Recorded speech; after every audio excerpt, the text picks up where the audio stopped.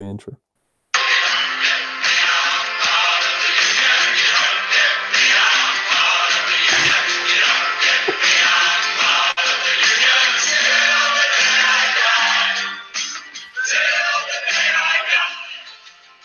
Hello and welcome to an evening with Comrades. I am your host, TK Jones, and tonight we have with us Possitus Pac-Man. Nuke the whale, save the planet.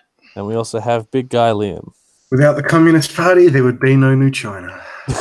There may be more people joining us in a bit, and hello and welcome to everybody in the chat. Don't forget to like and subscribe, and head on over to the Discord.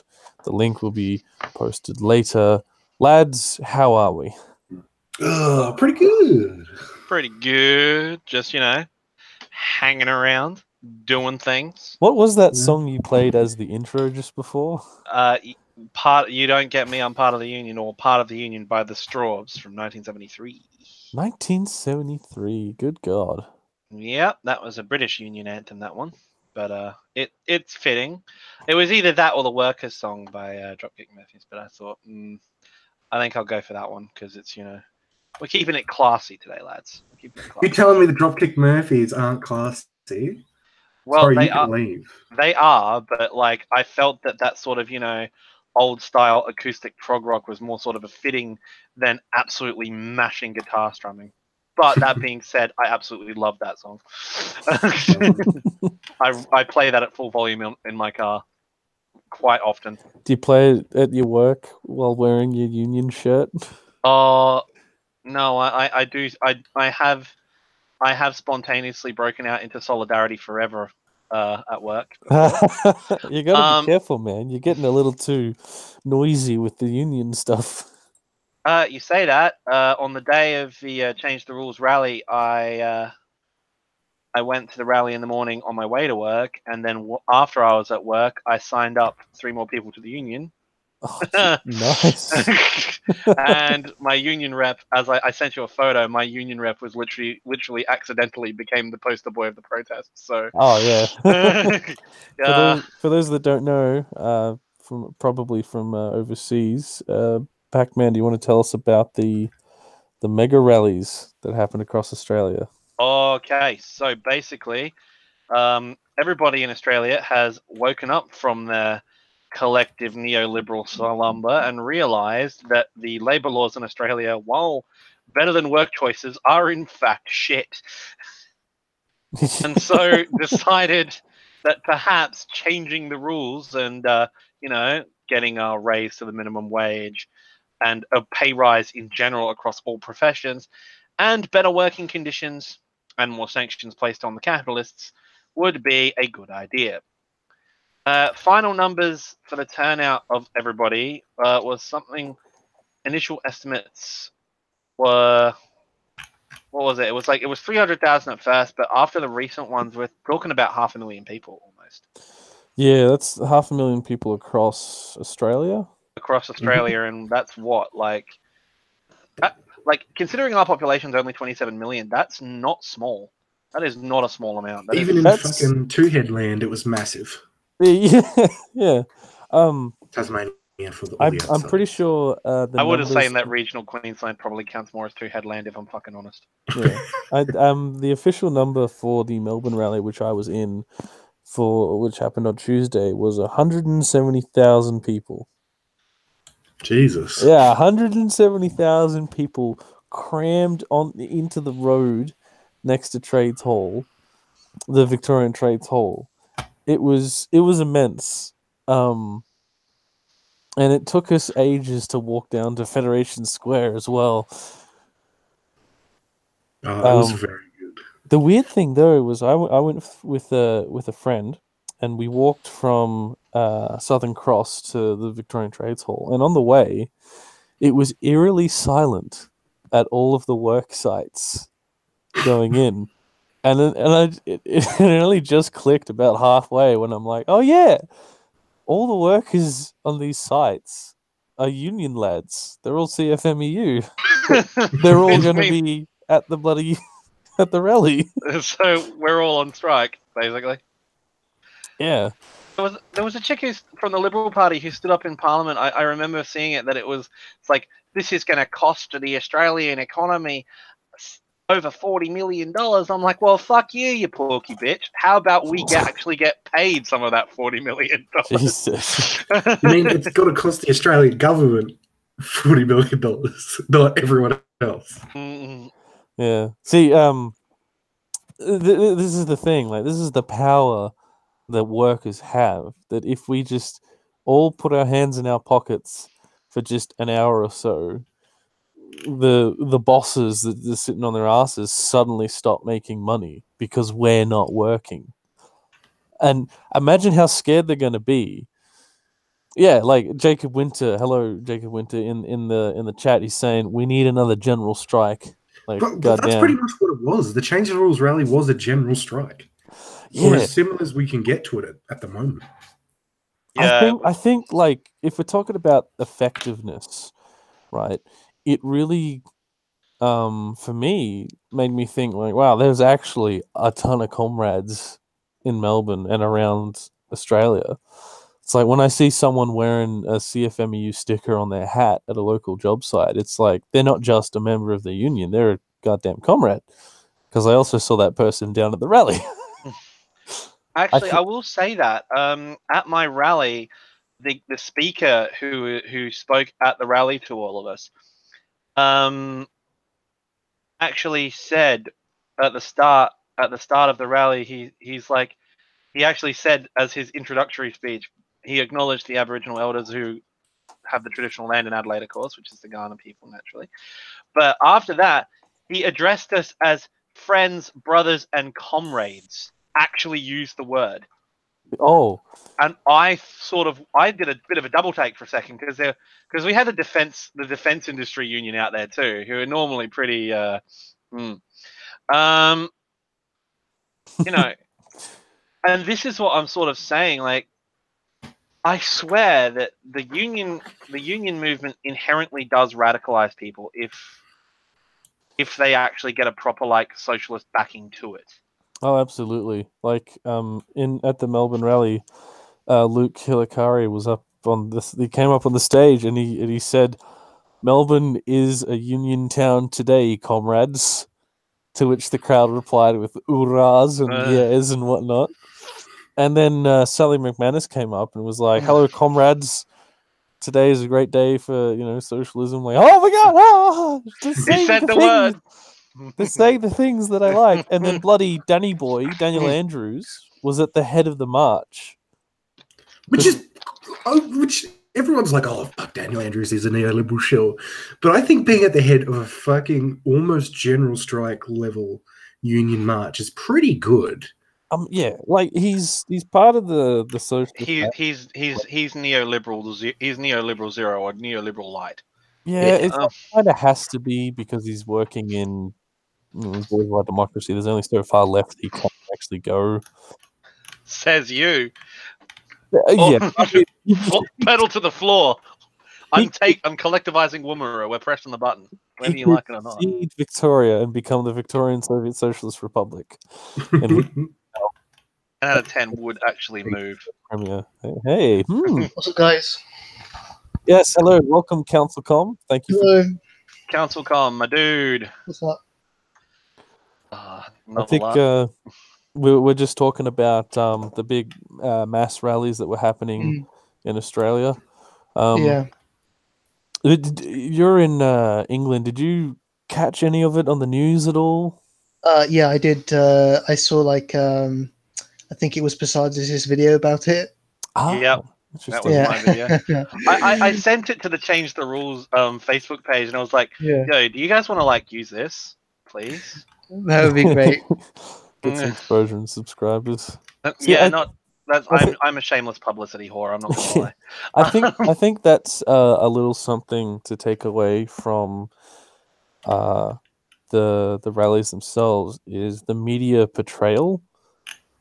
Like they would say like are they calling evil commies? Yeah, no, well they said thousands of workers have rallied in major cities across Australia. Then they'd say plugging up the streets, blocking traffic, shutting down the city, costing taxpayers millions. And I'm like, oh no, that's not the point.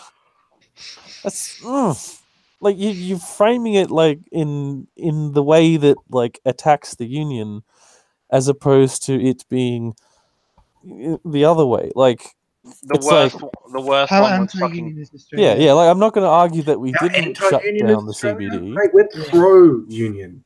Yeah, I'm not going to argue that we didn't shut down the CBD and stop traffic. But what I'm trying to say is, if we change the rules, we'll stop shutting down the CBD. If we actually get some proper labor laws, we'll stop trying to, block traffic. One of the rules that they want to change, want to change though, that's got the Conservacuck so worried, is that they're trying to get us in a position where we can do what France does. They want to sort of remove the restrictions on strikes, so there doesn't have to be like a negotiation pending or an official complaint lodged with Fair Work or something. It would make it perfectly legal for all of us to sort of stand up one day and just be like, right, fuck it. They want to make general strikes legal. Yeah, basically. They basically want, they want to remove the consent of the employer, cop, away from labor laws, like literally to have it truly independent, which some of the union movement doesn't even want, because the SDA would be fucked politically if they did that. Isn't the SDA like just a business union? They just want dues, that kind of thing? No, they're worse than a business union. Oh, The SDA are the union who are who like handle Coles and Macca's and Hungry Jacks and all that sort of shit. Yeah. They should all go and join Hospo Voice. Yeah, I know, right? Hospo Retail Voice and are fast fucking food workers amazing. union. Hospo Voice yeah. are amazing. I say business union because I watched a bit of a shout out here. I watched Do Not Eat 01's video on Franklin, the Franklin series. He talks about organized labor, and I finally understand like now that there's good unions and then there's bad unions. Oh yeah. Yeah, because when I was at the rally, like I was surrounded by CFMEU, and I'm like, wow, these guys like have built like brick shit houses. But like, I reckon I've seen a few of them at like UPF rallies and Patriot rallies and whatnot. I'm like, Yeah, that's the shit part. yeah. And then I look over and I see like SDA, and I'm like, oh yeah, why are they off to the side? Why is everyone ignoring them? I'm like, they're not that bad, are they? I'm like, oh well, I found out later. They're just a grubby business union that just want money. And then you have like the more radical like Hospo Voice or Hospo Voice or even straight up actually there was an Antifa guy at the Melbourne Rally, and then there was also I think a couple of IWW guys, and CPA was there. Yes, yeah, the Wobblies were there. Actually, the Antifa guy had a wobbly flag with the wildcat on it. Was he broad? He's like, I'm 6'3". He was like a head taller than I was. And, I know that guy. He's my mate. He was big. He was big too, but he was all muscle. Shout out to my mate. The Wobblies. I know him. He's in my Discord server. Yeah, like I spotted him with a friend of mine. We're like, suddenly I feel incredibly safe. He gets arrested a lot. Or detained. Well, the girl I like is I know this sounds really weird, but the girl I like is actually one of the founders of the Philadelphia Wobblies. Ooh, which is Philadelphia Wobblies. Yeah, well, Philadelphia didn't have an IWW chapter, so she decided to help start one. And they're like literally only 3,000 members of the IWW in the entire United States. Yeah, unfortunately that is the case. That's bad. Like 12 or 13 of them are in Philadelphia, which is kind of annoying, since when the IWW was at its peak in the US, it had literally over 100,000 members. Yeah, ridiculous. Before I think it's before and during the First World War, but then during the first Red Scare, they were kind of outlawed basically. They had Woodrow Wilson passed the criminal syndicalism bill, which basically made the IWW like illegal. God damn it. Yeah, actually, if you want to know why I hate the SDA, prior to radicalization, I was sort of like the quotation marks, prepare to vomit, classical liberal. You know, like TK, check the group chat. Like, yeah, just check it. Oh, yeah, the picture, yeah.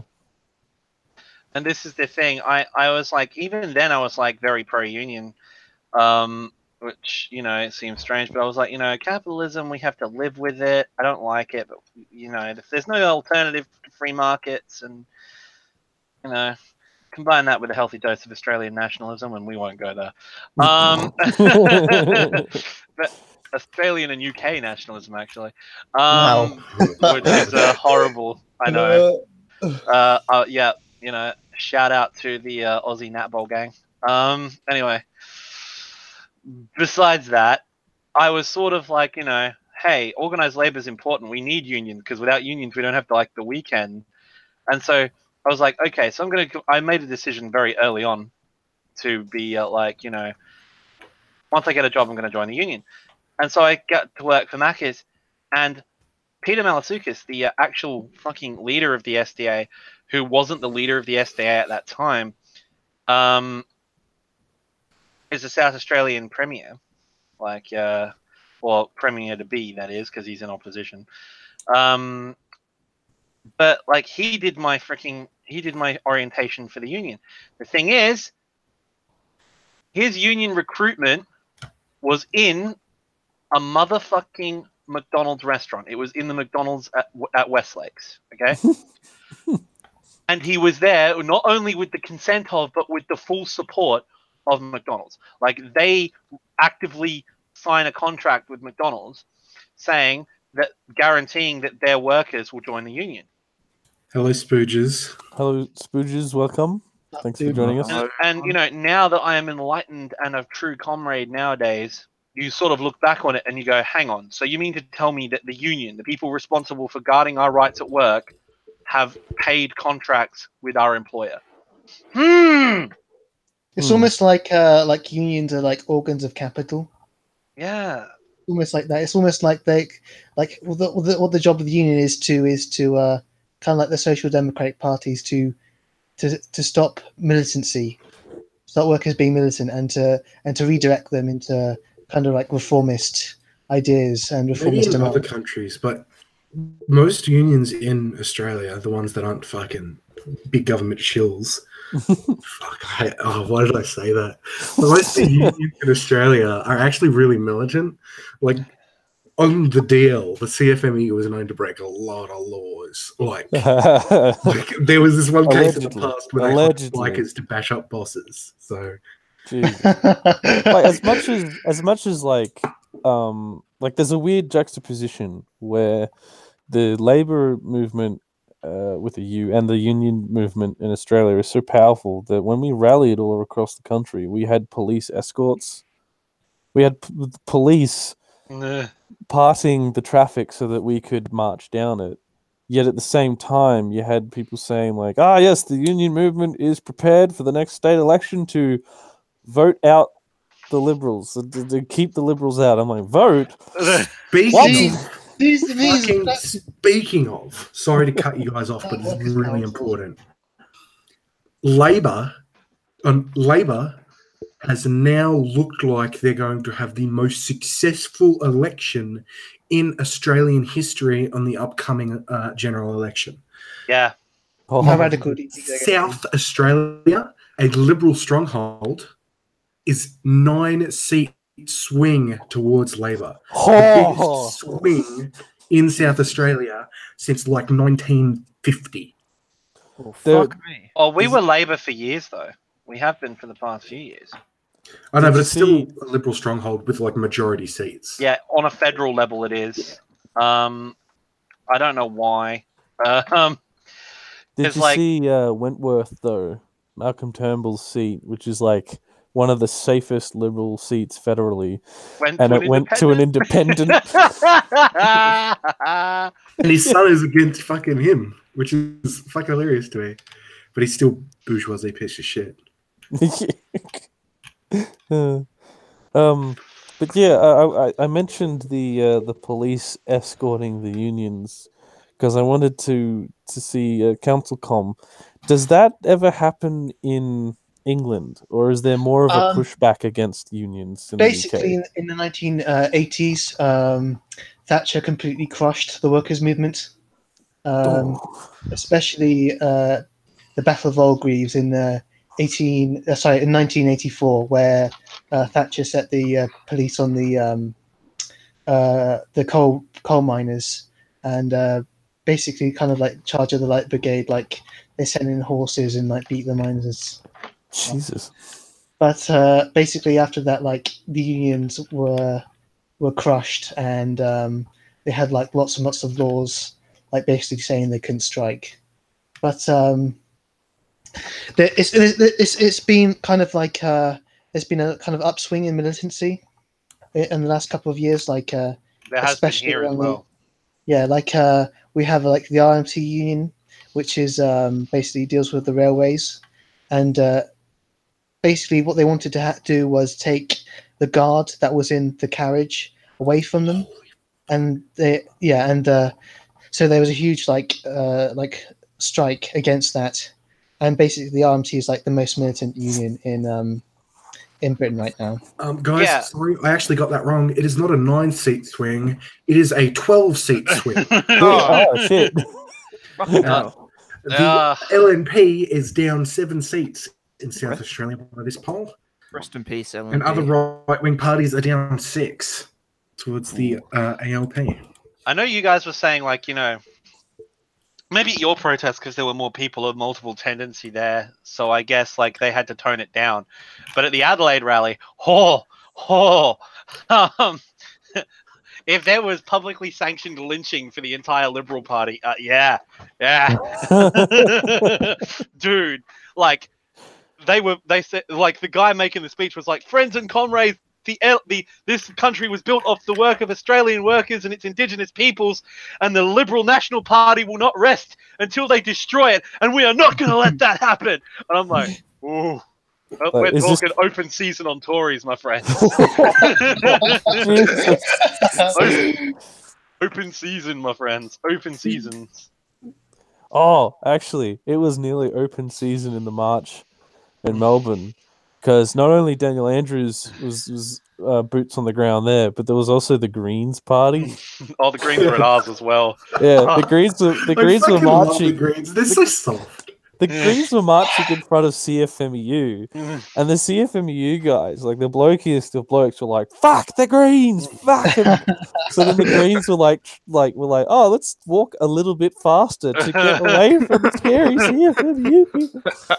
So there was this big gap right in the middle of the march.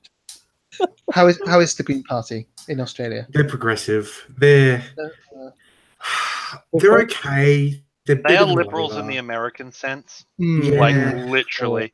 They are hand-wringing, identity politics, eco-happy, fucking liberals. Like, look, I'm a good person because I bought a soy latte this morning with a biodegradable cup. So therefore, I am a good person. You're saving the environment. Kind of similar to our Green Party then. I do want to legalize weed, which is pretty good. Dina Talley. I think I might vote for Dina Talley is a man. He's an enigma. I'm not sure whether to like him or hate him, because he seems like a union boy. Like, he seems like a proper commie, but then he does some things that are kind of like, maybe not. You know what I mean? I think we're going to remember we're talking about.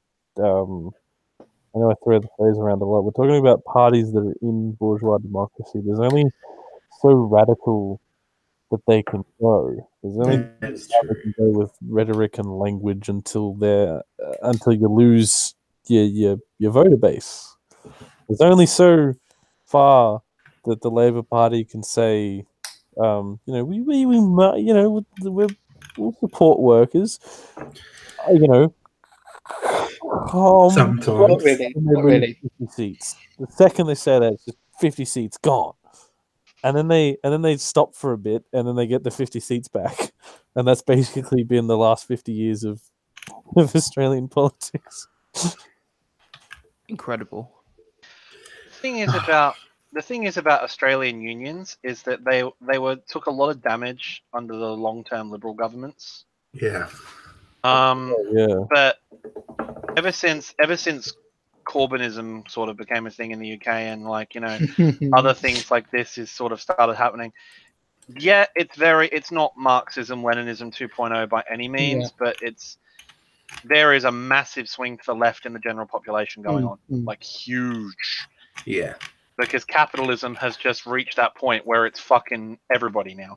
I would say that's like true for like the Anglosphere, like the Anglo countries, like Commonwealth, the yeah. UK, but I wouldn't say that's true in the continent in Europe. I think that they've gone like full, like They're basically going like the fashy. They're going like the fashy. Social Democratic Party is like disappearing, like disintegrating, and in their place is like arising basically like fascist parties, like in Peace and Justice in Poland, or like Fidesz in Hungary, or like the AfD and the Liga Norda, and It's also the happening in National South Front. America as well. Yeah, Oh, yeah. yes. We have Bolsonaro. Bolsonaro, fascist piece of shit. Yeah, that's it. Yeah. Pedophile guy. That one.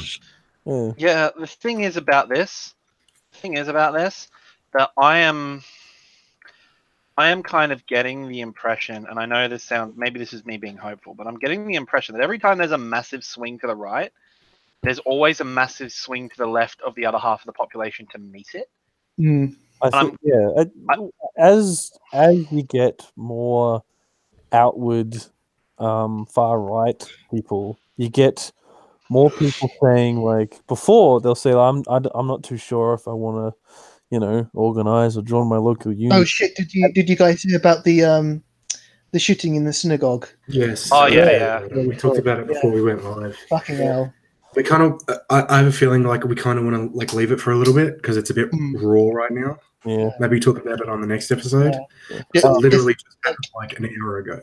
Yeah. So, like definitely like after like the bombing campaign against like Obama and George Soros and Hillary Clinton and like, the DNC.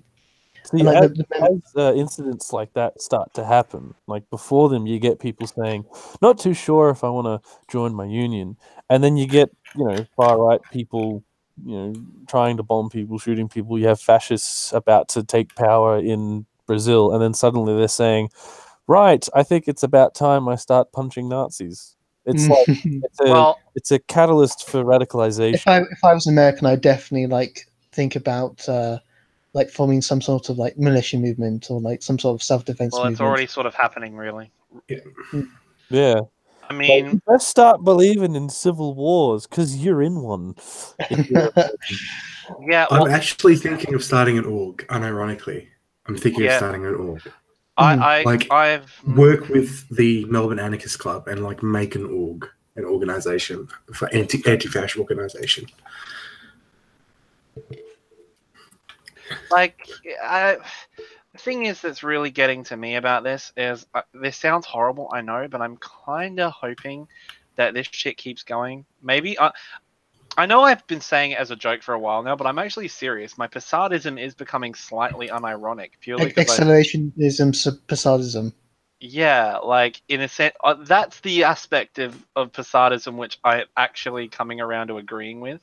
And I know this sounds horrible, but I just see the way that things are degrading so fast that stepping on the accelerator might not be a bad idea, purely because I basically want German Civil War 2 Electric Boogaloo, because I want make Bavaria coup again. You know what I mean? Like oh, what's this? It's 1923 and the Sparts are coming. Oh wait, you mind if we seize this council house? Yeah, thanks, bye. But in all seriousness, we could do that. If we got enough trade unions militant enough, we could start thinking about that. if we had enough people affected by it directly, we could start seeing people say, "We want to join the union, so we can also have, a self-defense club within the union." Because right now, people are seeing it on the news and thinking, "Glad that's not me." Until it starts coming through their front window and bashing down their door, until that point, they're going to keep thinking, "Glad that's not happening to me." Exactly, and that's what I'm sort of saying. We've noticed that you can see it in history that Posadis's analysis in regards to that sort of thing. That actually, hot take. Maybe that will be my next anime video after the one I'm working on. Attack on Titan is literally Posadist rhetoric put to practice. No, because the plot of, spoilers for anyone watching, but the plot of it really is that apparently the power of the Titans or whatever has apparently been applied the whole time, and they know about this, but every time you get the power of the Titans, the guys who are in charge of it, the bourgeois kings of the old world or whatever, the reason why they did it was because they said they created these Titans to eat humanity and then built a wall around themselves and locked themselves in. The reason they said is because humanity could only survive if there's an external threat. So they intentionally destroyed the world and created a safe zone in order to unite humanity. So maybe no, I'm memeing, Build but a wall and have the fascists pay for it. exactly. But if we destroy the planet and then create a safe zone, and then make the impending destruction of that safe zone an imminent threat, we can then, or Vault 101 from Fallout 3, not that Aberration 76 that's apparently happening. But anyway, I know that was a bit of a tangent, but it's sort of like it's a line of thought that I've come across. We've noticed throughout history that socialism and fascism as well have only sort of come about. Radical politics only ever sort of come about when shit's on the line. And when people are in like the cushy zone of neoliberalism and early stage capitalism, it's very much a case of, oh, nothing's wrong, we can just vote, we can change it, it's fine. People don't actually start wanting to change the system when I will lose my house, my kids will die of starvation, and shit will collapse if I don't do something. That's the only time we actually see meaningful change. And so perhaps... how do you think that change is like how is that change going to come about? Because like the last time something really big like the financial crisis happened, like the response to that was the Occupy movement. Yeah, and like it got hijacked by liberals. And it's like a complete failure, right? So like I don't know, like we're talking worse. We're talking far worse. Like how do we brainstorm like the next Occupy movement? Like how do we make sure like the next Occupy movement succeeds? Well, I think the trigger point, the conspiracy theory, is that the Dow Jones is going to drop by 50%, not 50 points, not 0.50, but 50% completely. And at that point, because all the companies on it are like McDonald's and Walmart and that kind of stuff, because it'll drop by 50%. You've got half of the world's economy that's gone to shit. You'll have half the people in the world out of a job. And it'll happen so quickly that people will be forced to organize because there won't be any places selling food to people and they won't be able to then buy it. I think that's a triggering point, if you will. One of the good things they started to do in like the Occupy camps was like have like give out food for free, or like have like soup kitchens that they'd have in the Occupy camps. Yeah, I think see, I think that's good. Like I think something like being physically on the street doing like face-to-face stuff is better than being in the middle of Wall Street yelling at the people walking by. I think it's instead of attacking the rich that is causing these conditions, it's better to try to help the people being affected by the conditions. Yeah, So- we basically need like mutual aid associations, like large scale mutual aid Well, associations. I know this sounds really controversial of me to say, but I made this point and got Let me just get the band hammer ready. no, yeah, I got temporarily banned from the old Snuggly Wuggly Socialists for saying this. But one of the biggest propaganda moves that won over the neoliberal left in Germany was the Nazis did exactly that. They went into communities and built communal spaces and started soup kitchens for the poor. Oh And yeah, like the fascists had like the best soup kitchens. and this is Bastards. and this is what I'm saying. Like that sort of hearts and minds shit. You can say, oh, it's just bourgeois charity. All these grumpy old tankies running their diesel engines. But that shit fucking works, and as a propaganda tool, it's amazing. The CPA in Western Sydney do an amazing job with that shit. Yeah. It's almost Like, kind of like dual power, almost. Mm. Like as like basically like the state. I don't know like why people like don't aren't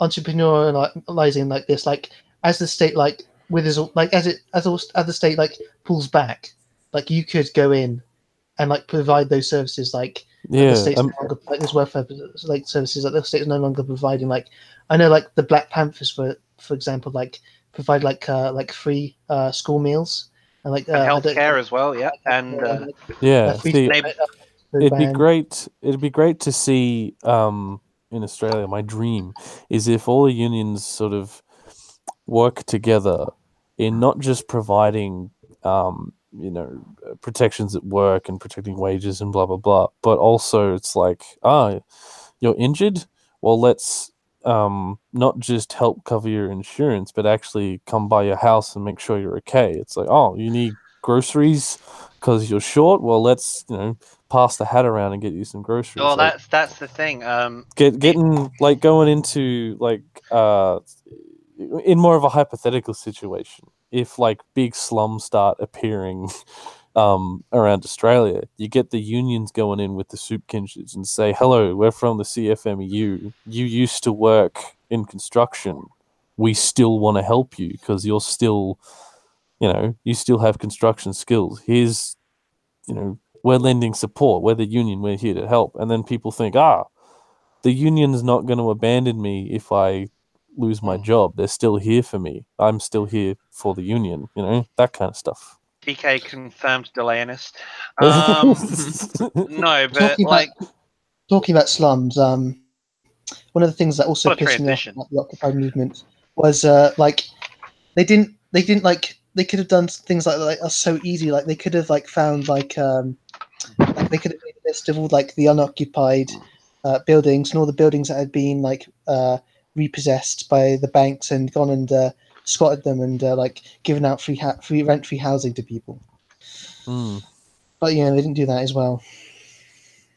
It'd be such a drain on like union resources because the unions in Australia, they're like on paper they're worth like millions, but in reality they're like so close to collapsing most of the time. I'm not talking about unions. I'm talking about like the next like Occupy movement. Like what should they do in order to succeed? Like where the rest of the Occupy movement like failed. Like I guess like one of the like the other things that like pissed me off about the Occupy movement was like there was no coordination with between what the occupiers were doing and like I don't know like industrial organization, or like there were like attempts to like have like a one day like general strike, but apart from that there was almost no organization industrially at all. Like they could have made like no difference whatsoever. It basically made no difference whatsoever. Like that the Occupy camps were running. If they had like some sort of like industrial organization, then they could have like striked or like shut like attacked ports or to shut things down. It seemed very disconnected. Like one Occupy movement in, say, one town would be very focused on rich housing developers that's displacing families. But then like a town over, the Occupy movement there would be focused on native land rights for a park, like this little park that was cornered off, and people were trying to move in to build housing for the poor. It's like, hey, hold on a second, housing for the poor is a good thing. It's, anti-rich. What's going on here? And then another town over, they're complaining about a completely different thing, and then another town over, they're complaining about something else entirely. So it seemed like there was no unified goal. Like, there was absolutely no like coordination. Like that's so like sad, is that they had no like coordination with what like any other occupied space. Like they didn't say send delegates to like World Council of Occupied like assemblies. I think the Red Mushroom says in the comments, it's worth mentioning that the odd way they handled consensus decision making hampered them to the. I don't think he finished writing, but I saw footage of them like trying to. Actually, what I saw was footage of Zizek in Wall Street trying to say a speech to the Occupy guys, trying to get him to like, be a little more radical, and they couldn't quite understand his accent. so he'd say like the bourgeois in the buildings, and then they'd all repeat the bourgeois in the what? But yeah, that like repeat every sentence decision making thing is very like a hippie kind of thing. When I saw it, I didn't quite understand it, but it also meant it took them like 20 minutes to make a 5-minute decision. Well, here's the thing. It's pretty obvious that I have very and I'm going to say this with big quotation marks, libertarian leanings regarding state organization. But from what you guys are saying, and I'll be honest, I absolutely agree, is that the biggest argument for democratic centralism I've ever seen was the Occupy movement. Let's be honest. Like there's no common goal. There's no fucking idea. There's no central authority. There's no party leadership. There's no nothing. There's no elections. It's literally just a bunch of pissed off millennials with their organic coffee cups standing in a field, just like, we want something. We don't know what it is, but we want it. We don't know how to get it. What do we want? It seems like all this stuff you're talking about revolves around the fact that it wasn't uniformly organized very much. But I think the problem is that just what fucking happens with these super large movements, different sects of the movement in local areas are gonna, they're gonna prefer, local issues and focusing on that. Council shoot your area. And not to mention, you got this many fucking people doing this one thing at once. It's really fucking hard to organize that shit in the first place. So it's just, a lot of this just seems to be normal issues with mass movements as a whole. Well, the mass line is the only. History has shown that the mass line is the only really successful route for change. You can say like vanguardism is a good idea, but even then the Bolsheviks required the assistance of the anarchists and everybody else to sort of cross the line and beat the White Army in general. So I've just pissed off every tanky who ever lived, but it's the fucking facts. Like the Russian Revolution was, and most other revolutions were literally an exercise in left unity. But the moment it was over, or the moment any sort of fissure happened, the movement sort of just implodes and everything devolves into little sections, which is why Lenin proposed democratic centralism. Eugene says hi, everybody, and apologizes that he can't make it. Hi, Eugene. Yeah. Hi, also, Eugene. big guy Liam had to step out, and he says goodbye, and for us to carry on shitposting. Yeah, I think with Occupy, I think you're right. I mean, It's all well and good for me to say like, oh, they needed more coordination, but it's like I'm sitting here in my pajamas. Like, how much coordination could I do? I couldn't coordinate cats in like I couldn't coordinate the herding of cats essentially, or mice or sheep.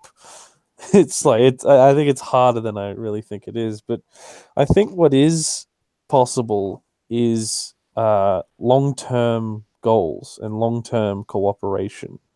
So, if you have in one city an Occupy movement focusing on this issue over here, and then in another city they're focusing on a different issue over there, I think what you can do is have, instead of coordination, more cooperation. So, if one issue is starting to die down, then you have resources you can move over to another side. So instead of being completely separate groups and have only related the name of Occupy movement, it might be better to have more cooperation. What do you guys saying think that right. of like a delegate system?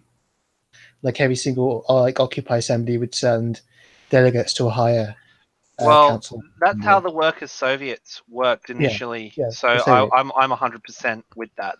Yeah, I think that's that's what what I'm- Red Mushroom's saying down in the comments. You're like, you need, like, you can have multiple tendencies, multiple movements, but there needs to be like a central core where everybody sort of gets in. Yeah, there needs to be like a world like congress of Occupy assemblies. We need That's another what- the International Workers Congress, the IWC. Oh, Unless that's already a thing. If it is, we need another one. God damn it. how many internationals are we on, lads? I think it's number 12 or 13. Right, we need number 14. 14 it is. I say ditch 14 and go straight to 15. Like, come on. Yeah. 15 it is. Fuck it. But yeah, you know, like, seriously, it's pretty crazy because I was gonna just chime in here that a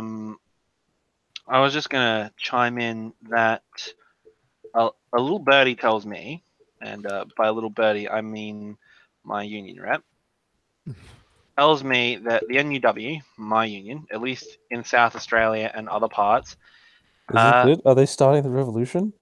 kind of. Is this the signal? Oh my god, quick, where's my rifle? Oh, Jesus. Where's You my mean Nerf gun? Your Nerf rifle, yeah. So what were you Accidentally saying, docked- Pac-Man? Oh wow, what a save. What a shot.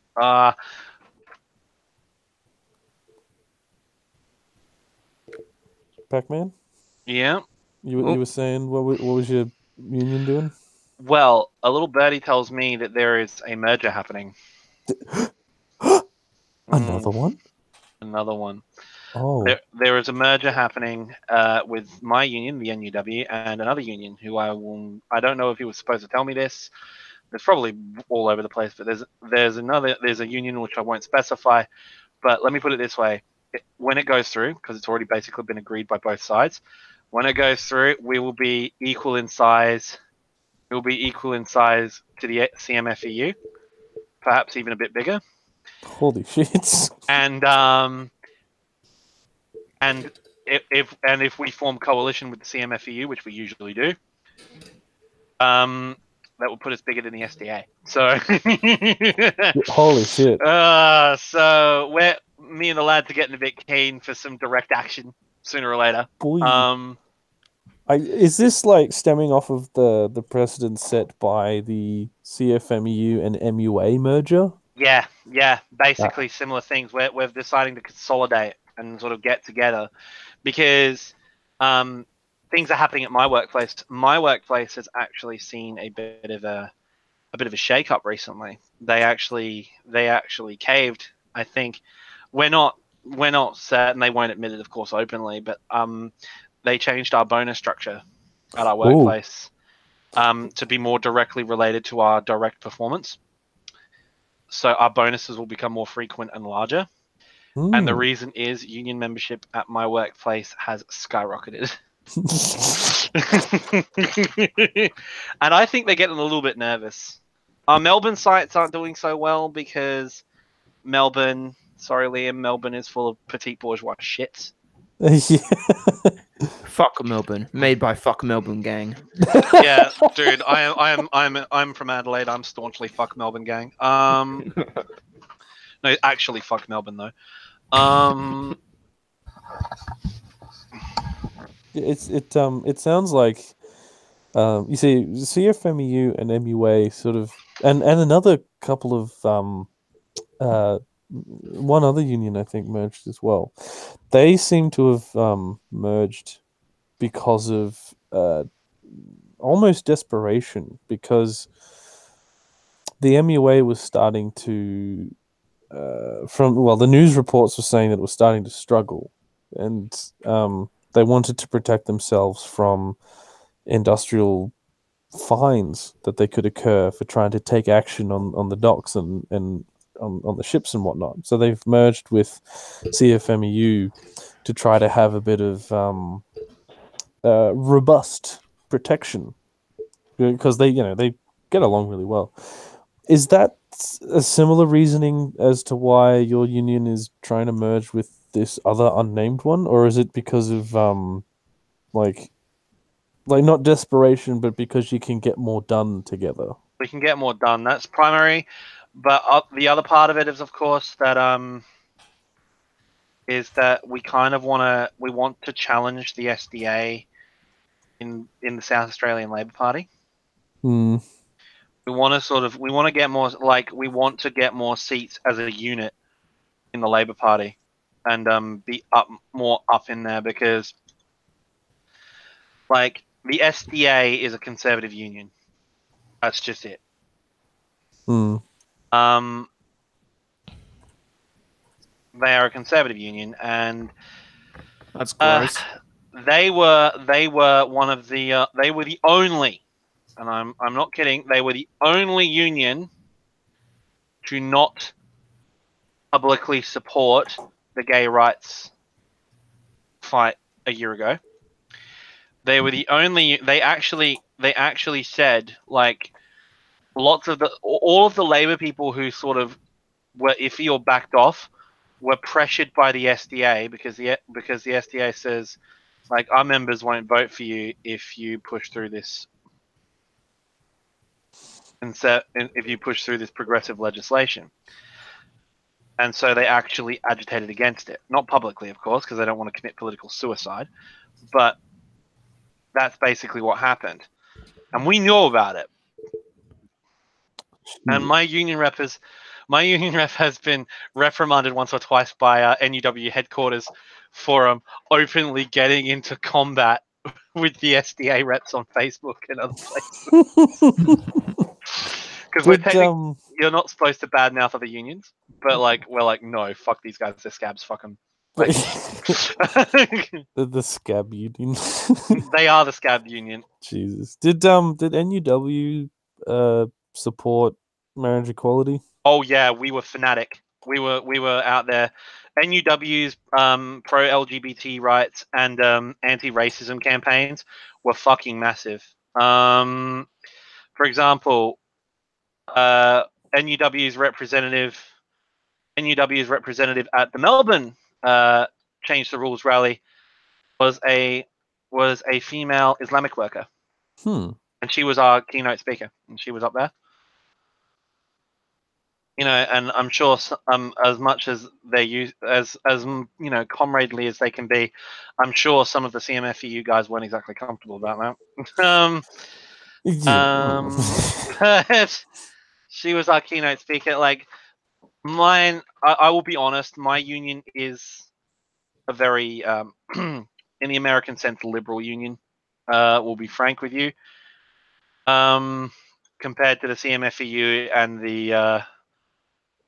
the dock workers, basically, because those guys are very much if it wasn't for the fact of their more reactionary policies, they are CPA members waiting to happen. They are they are diesel engine motherfuckers. Well, you got Communist Party of Australia Maritime branch that represents dock workers. Actually, yeah, you've got I saw a couple NUW CFMEU, and a couple of other union members at the Victorian Socialist meetup after the rally. Yeah. Yeah, it's very weird to see like such a weird spread of people like in one union. It's like sure, CFMEU are big and their union members and their work and their construction workers, but you talk to one guy and he's like, "Oh yeah, join the union." You talk to the next guy and it's like, "We need to nuke the whales in order to accelerate to bring about communism." And then you get the next guy that's like, "Oh, I just want to protect my job, but also fuck the muzzies." Yeah, and then you get to the next guy, and the next guy's like, "Sayosi Rashim." Well, my CPA branch was out in force. I am not actually a member of the CPA, purely because they are a bit tanky for me. Yeah.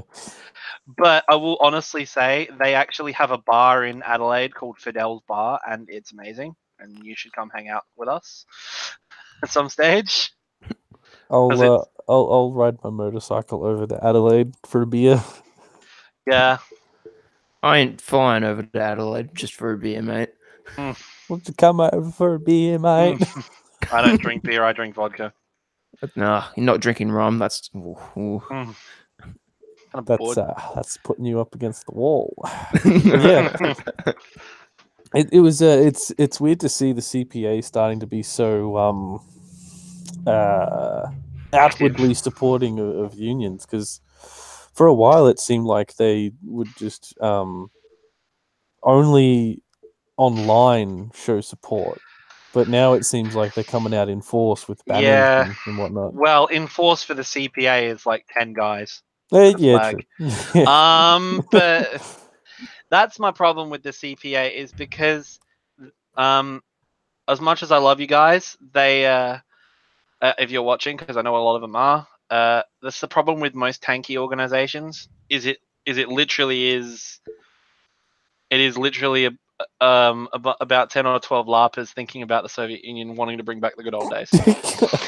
And granted, while I am guilty of that too, every time I get misty-eyed every time I hear the Soviet national anthem. Yeah, and like occasionally I'll think like, oh, maybe the best way to get socialism in Australia is if I join the CPA and start agitating with them, and then I hear stories about how it's just like five older gentlemen talking about how they want to rehabilitate the image of Stalin. I'm like,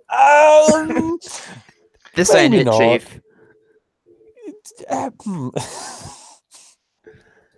Look, rehabilitating the image of Stalin is actually very important, all right? Without the image of Stalin rehabilitated, we are nothing. All right, without Papa Stalin, we are dirt. Nothing. Spooks, my God, you've like just bounced from one end of the political compass to the other. Jesus. I'm gonna have to bounce back now to even it out, so I become a centrist. No, just go anarcho-Stalinist. No, never, not in a million years, mate. Yeah.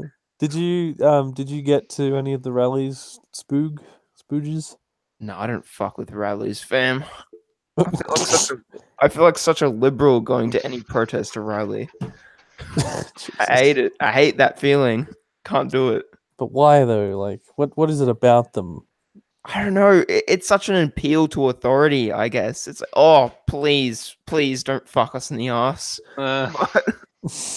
Oh, that's all I can think of. It's like, oh, please don't. Like, fuck. I'm begging here. That's what it feels. It feels like begging to me. It's fucked. I think you're right. Like egoism. Like I said made before, by ego gang. Yeah. Like I said before, it's like you have the individual members of the unions like, oh, let's lynch our boss and hang him from the crane. And then you have the actual union leaders saying like, all right, let's in the state election, let's vote. Let's not do anything that will actually protect our rights at work. Let's just try to vote to keep the liberals out and keep the the neoliberal Labour Party in. Yeah, let's do that. Woo! Yeah, stop Yay. CFMU. Stop lynching that boss over there. Go Labour. Yeah. Oh man, when I went to that Victorian Socialist meeting, they were ripping Labour a new asshole Mhm. because because Daniel Andrews came down, boots on the ground, and then they were like, "That's such a fucking like." Oh, he's coming down just to get votes from them, and then he's going to go back in there and betray them by swapping votes with the Liberals just to keep Matthew Guy out, but also like betray blah blah blah. And they're like, we want to we're not filthy splitters. We're gonna support the unions. We're actually gonna do this. I'm like, oh yeah. So like, you're trying to be radical, and yet you're immediately participating in bourgeois democracy. Like, Hey, I hate to cut you off, but is the stream dead? Because I can't like reload the fucking stream at all. oh dear. Okay. Well, if it's not, ladies get and into- gentlemen, let's just see if it's still going. I mean, I can't get onto YouTube full stop, so it might just be me. Seems to be working for me. Really? Fuck off. Ocean Man, Take me by the hand, and lead me take to you the to the land. land. Help me to understand. Okay. Maybe it is just me. Well, we've been talking for about an hour now about the unions. Anybody else wanted to bring up other news at all? Well, What Or do is the other news? I haven't mean, been paying attention to the that news. only about my YouTube channel. Speaking about the news, I have been sort of toying with the idea of sort of doing. I was originally going to do a weekly, sort of a weekly thing. The nuclear hot take. Or the nuclear news take, yeah. I've been meaning to do it, but it's been stuck on the back burner. And I've sort of come to the conclusion that I'm gonna try and make it more than a weekly thing. I'm going to see about making literally a breaking news show at the end of every 2 days or something like that. Damn. Keep it coming out, like keeping up with the news. See how many memes I could squeeze in. If anybody out there has anything of value, send it in to Pac-Man. Just flood his inbox full. Just fill it up with anything you got, and then he may read it out on a live stream. Beautiful. Yeah. Well, Spooks, if you do you have anything you wanted to say maybe before we wrap up? Well, say again. I think I just cut out. Well, I'm thinking like we've discussed all we can. Maybe it's a good time to wrap up. Did you want to have any last words at all? Nothing I can think of. What? Just stroking that ego, I guess. Well, I'm just trying to fuck around with my internet because nothing else but this like call is loading. Oh shit! Maybe this is it. Maybe this is the signal. Maybe this is our time, comrades. The revolution's upon us. Maybe. we say that every day, and every day my heart just breaks a little more. It's okay. The material conditions will come around naturally. Let's just all sit back in our armchairs. You're getting disillusioned every day. I've been a Bordigist this whole time. Well, that's what I was saying. I actually proposed this the other day. Like, that I'm convinced that Hearts of Iron is Bordigist propaganda. Because literally all you do is you get a communist official inside your government, and then communism just magically happens. Ta-da. You fast forward, you go on to 4x speed acceleration onto your Hearts of Iron 4 game with a communist cabinet minister, and you just wait, and then suddenly, bam, Marxism, Leninism, we're gulagging, we're building shit, like, this is great. Although, for some reason, I played as Albania. I played as Albania in a stream I made ages ago, and I wonder if they've fixed it yet. But the communist revolutionary who's in charge of Albania isn't isn't even like the right guy. It's some dude in a suit with a Soviet pin on his lapel. And that would be okay, like, oh, maybe he's just some obscure party functionary who was leading the party at the time and shit changed. I would be fine with that. If it wasn't for the fact that the democratic representative of Albania in Hearts of Iron is Enver Hoxha. What the shit? Like, He's gonna get the populace to vote to build bunkers everywhere. Oh, seriously. Like, fucking Enver Hoxha is listed as the Democratic candidate in fucking Hearts of Iron 4. And I'm just like, hang on, like, did they do their research or what are they smoking? Like, seriously. Like, incidentally, in my Albanian playthrough on YouTube of Hearts of Iron 4, I did in fact do nothing but build bunkers. No, literally, my entire economy, which consisted of one civilian factory, was devoted to the construction of bunkers. Bunkers everywhere. Jesus Christ! And I resisted Mussolini and drafted literally the entire population into combat. And just no, literally, the entire population of Albania, including women and children, were literally armed with Lend-Lease Soviet rifles and crouching in bunkers in Albania, hoping the Yugoslavians didn't join in. Jesus. Alrighty. Well, I guess if that's everything, I think it's a good time to wrap up. Then you guys good to wrap up? Yeah. I'm good with that. Just letting you know to watch out for the nuclear news take, which will start happening on the regular. Excellent. Make sure everybody that you tune in to the Nuclear Hot Take on Positive Pac-Man's channel, and also subscribe to Spooges for the daily Spooge coming to you quick and fast. And be sure to like and subscribe to Eastern Marshland and to support us on Patreon. I apologize for the inconsistency of an evening with Comrades, but if I promise you now, it will happen. Just wait with bated breath, and if you just give me a quick message to remind me, it will show up.